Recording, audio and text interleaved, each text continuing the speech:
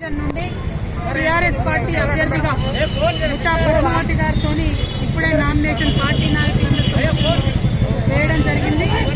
పోయినసారి చాలా అద్భుతమైనటువంటి మెజార్టీతో గెలిచినటువంటి పద్మావతమ్మ గారు మరి కేసీఆర్ గారి నాయకత్వంలో, కేటీఆర్ గారి మార్గదర్శనంలో గాంధీనగర్ డివిజన్ ని మంచి అభివృద్ధి పదంలో నడిపించడం జరిగింది.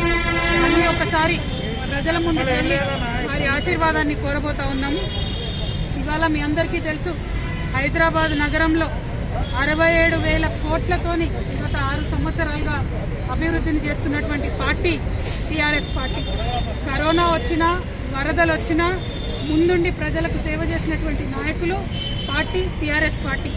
కరోనా వచ్చి హైదరాబాద్ ప్రజలందరూ ఇబ్బంది పడతా ఉంటే 6 నెలలు దాదాపుగా ప్రతి నెల పేద కుటుంబాలన్నిటికీ 1,500 రూపాయలు ఇచ్చినటువంటి పార్టీ టీఆర్ఎస్ పార్టీ.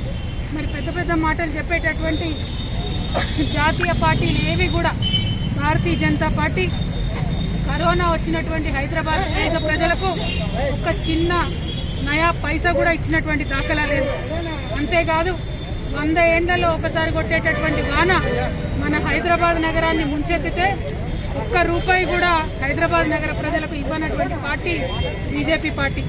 అంతేకాదు దారుణమైన విషయం ఏంటంటే, నిన్నటి వరకు గౌరవ ముఖ్యమంత్రి గారి ఆదేశాలతోని మరి వరద బాధితులకు 10,000 రూపాయలు సహాయం చేస్తున్నటువంటి ప్రభుత్వాన్ని కంప్లైంట్స్ ఇచ్చి ఇవాళ భారతీయ జనతా పార్టీ, కాంగ్రెస్ పార్టీ పేద ప్రజలకు ఆ డబ్బు అందకుండా చేసి వారి నోటికాడ బుక్కను గుంజుకున్నటువంటి పరిస్థితి. కాంగ్రెస్ బీజేపీ పార్టీలకు అసలు జీహెచ్ఎంసీ ఎన్నికల్లో ఓటు అడిగేటటువంటి అర్హత లేదని చెప్పి ఇవాళ ప్రజలందరూ భావిస్తూ ఉన్నారు. మరి అన్ని అంశాలను ముందుకు తీసుకొని అభివృద్ధిని ప్రధానంగా 6 ఏళ్లుగా మేము పడుతున్నటువంటి ప్రజల పట్ల ఉన్నటువంటి శ్రద్ధను ప్రజలకు వివరించి తప్పకుండా జీహెచ్ఎంసీ ఎన్నికల్లో గులాబీ జెండా ఎగిరేస్తాం. ఆ జైత్రయాత్ర ఇవాళ గాంధీనగర్ డివిజన్ నుంచే ప్రారంభమవుతుందని చెప్పడానికి నేను సంతోషిస్తూ జై తెలంగాణ.